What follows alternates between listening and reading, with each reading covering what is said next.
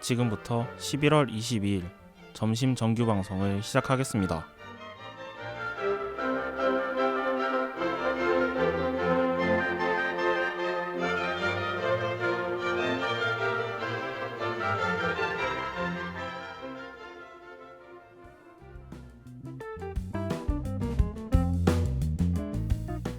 메이데이.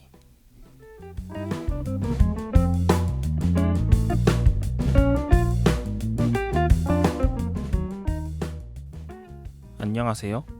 항공사고에 대해 다루는 항공방송 메이데이의 진행을 맡은 이현재입니다. 연료는 엔진이 작동하기에 필수적인 요소입니다. 자동차의 연료가 부족하면 길가에 차를 세우거나 근처 주유소에 들러 주유를 하면 되지만 비행 중인 항공기의 연료가 부족하다면 큰 참사를 불러올 수 있는데요. 오늘 방송에서는 이러한 사고에 대해 다루어 보겠습니다.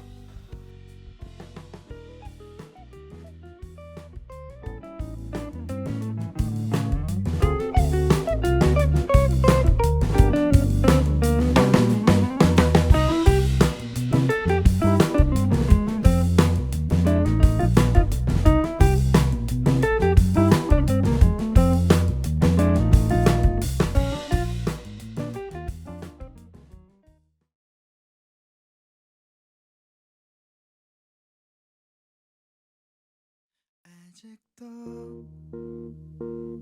너의 소리를 듣고 아직도 너의 손길을 느껴 오늘도 난 너의 흔적 안에 살았죠. 아직도 너의 모습이 보여. 아직도 너의 온기를 느껴 오늘도 난 너의 시간 안에 살았죠.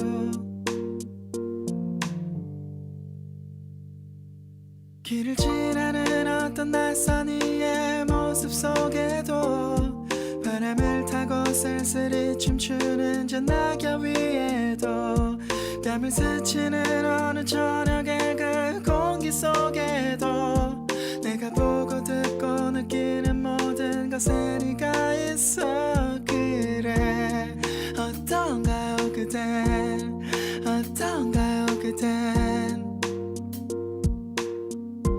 당신도 나와 같나요? 어떤가요 그댄. 지금도 난 너를 느끼죠. 이렇게 너를 부르는 지금 이 순간도 난 그대가 보여. 내일도 난 너를 보겠죠. 내일도 난 너를 듣겠죠. 내일도 모든 게 오늘 하루와 같겠죠.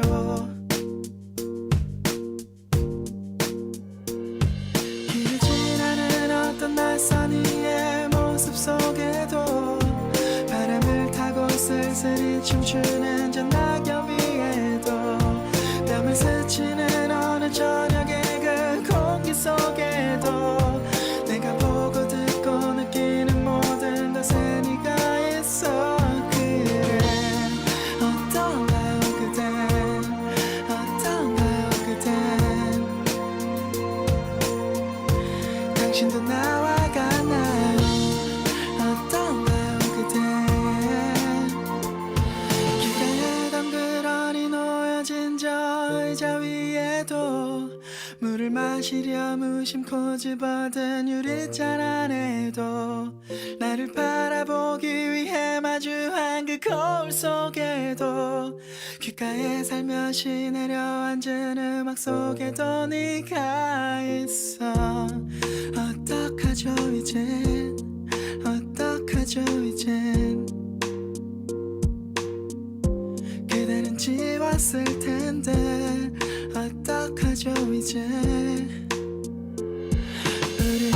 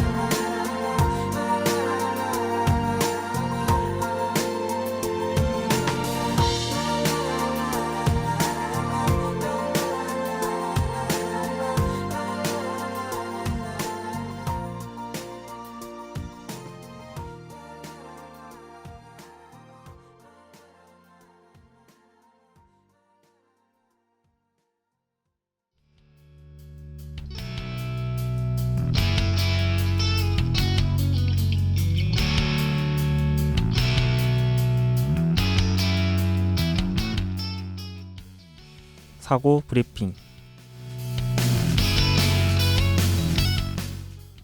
첫 번째 코너 사고 브리핑에선 사고 나기까지의 과정을 알려드릴 텐데요. 이번 주 항공사고 유형은 연료 부족으로 인해 발생한 에어캐나다 143편 사고입니다.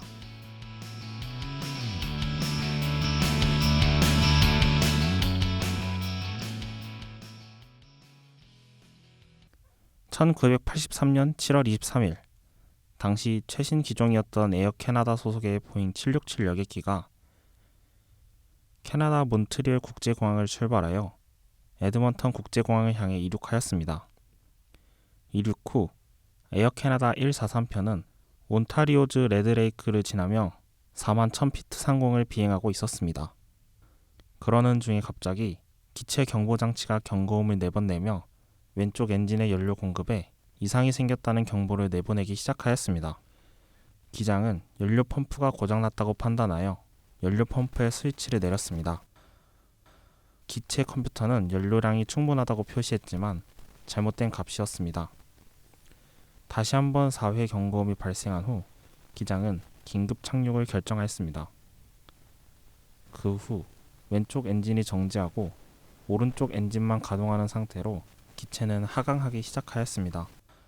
다행인 것은 대형 여객기들은 엔진이 한 개만 작동되어도 비행이 가능하기 때문에 그렇게 큰 문제는 아니었습니다. 한쪽 엔진으로 비행하고 있었지만 조종사들은 엔진 재시동을 시도함과 동시에 긴급 착륙지인 위니페그 공항의 관제사와 긴급 착륙 연락을 취하고 있었습니다. 착륙을 위해 한창 하강하는 중에 기내 경보장치가 경고음을 내기 시작하였고 그와 동시에 오른쪽 엔진이 정지되었습니다. 또한 항공기는 엔진이 작동하면서 발생시키는 전력으로 전원을 공급하기 때문에 조종시가 객실에 전력 공급이 끊겼습니다. 에어캐나다 143편은 고도 28,000피트에서 거대한 글라이더로 전락하고 말았습니다. 조종사들은 사고로 이어지기 전에 빠르게 결정을 해야 했습니다. 그래도 다행히 두 엔진이 멈췄을 경우를 대비한 램 에어 터빈이 작동하였고 최소한의 전력과 유압을 공급하였습니다. 조종사들은 우선 긴급 대응 매뉴얼을 펼쳐 양쪽 엔진이 정지했을 경우 대응책을 찾았지만 해당 상황에 대한 대응책은 없었습니다. 그 와중에 기체는 계속 220노트 속도로 활공하고 있었고 부기장은 고도계를 통해 긴급 착륙지인 위니페그까지 착륙할 수 있는지 계산했지만 분당 약 2000피트를 강하고 있었기 때문에 위니페그에 착륙하기란 불가능했습니다. 그때 부기장은 캐나다 공군 시절 복무했었던 김리 공군기지가 근처에 있음을 떠올렸고 김리 공군기지에 비상 착륙하자고 기장에게 제안하였습니다. 조종사들은 랜딩 기어의 잠금을 해제하여 자체 무게로 랜딩 기어가 내려오도록 시도했습니다.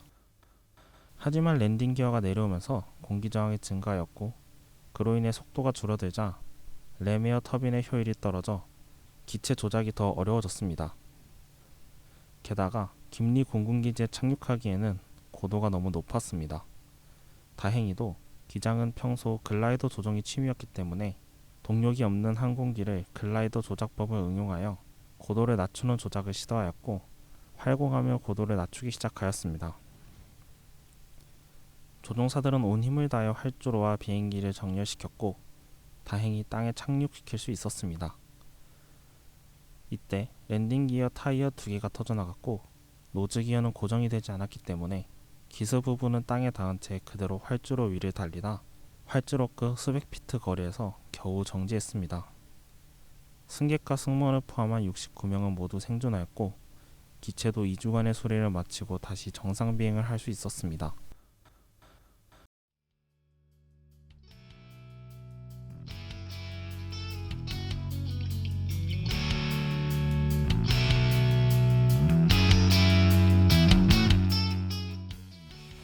이번 사고는 일명 김리 글라이더라고 불리는 기적의 항공사고로 손꼽히는데요. 당시 최신의 여객기가 추락하게 된 원인은 무엇이었을까요? 다음 코너에서 원인에 대해 알아보겠습니다.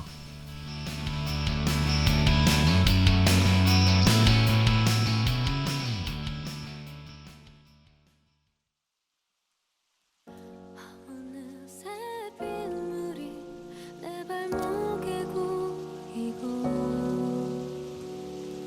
참나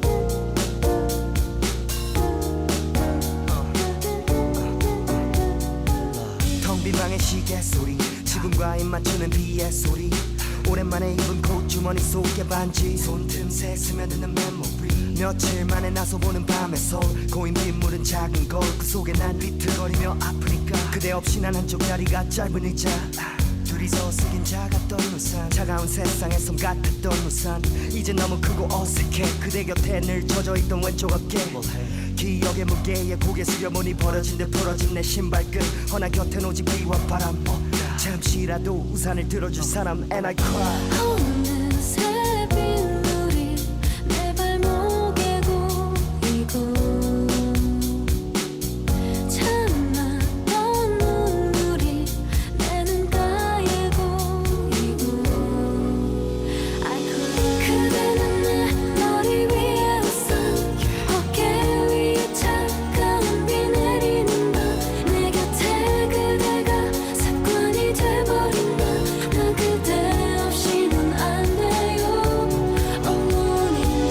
Alone in the rain, rain, rain Nothing but pain, pain, pain Girl, I just want you to know Alone in the rain, rain, rain Nothing but pain, pain, pain And I just can't let you go 하늘에 눈물이 고인 땅 별을 감춘 구름에 보인 달 골목길 홀로 외로운 구두 소리 메아리에 돌아보며 가슴 졸인 맘 나를 꼭 닮은 그림자 서로가 서로 볼 수 없었던 우리가 이제야 둘인가 대답을 그린다 머릿속 그림과 대답을 흐린다 내 눈에 너무 컸던 우산 날 울린 세상을 향해 적던 우산 영원의 약속에 활짝 폈던 우산 이제는 찢겨진 우산 나의 두 맘 돌아봐도 이젠 없겠죠 두 손을 주머니 속 깊게 넣겠죠 이리저리 자유롭게 걸었죠 두 번의 가랑비도 쉽게 적겠죠 어느새 빗물이 내 발목에 고이고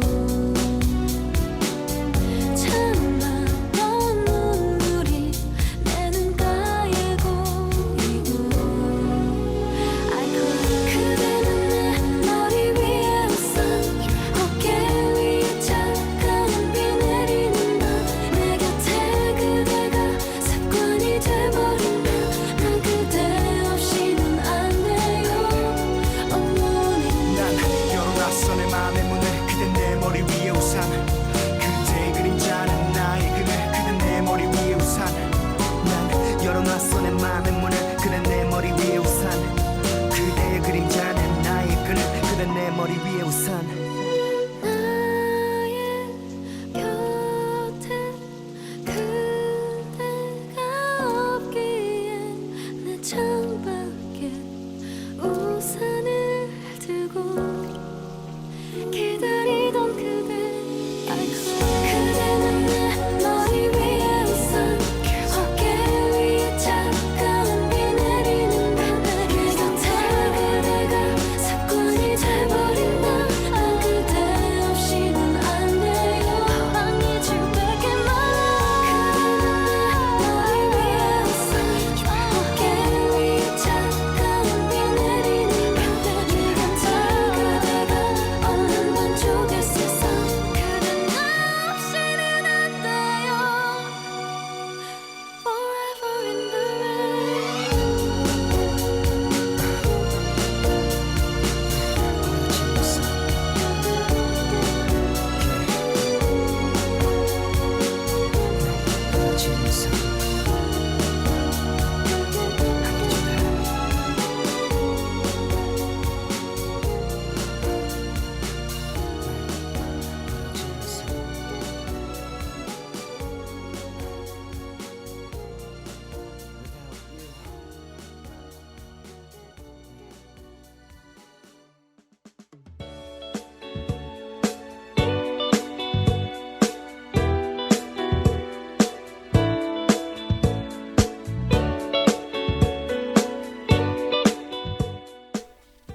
원인 브리핑.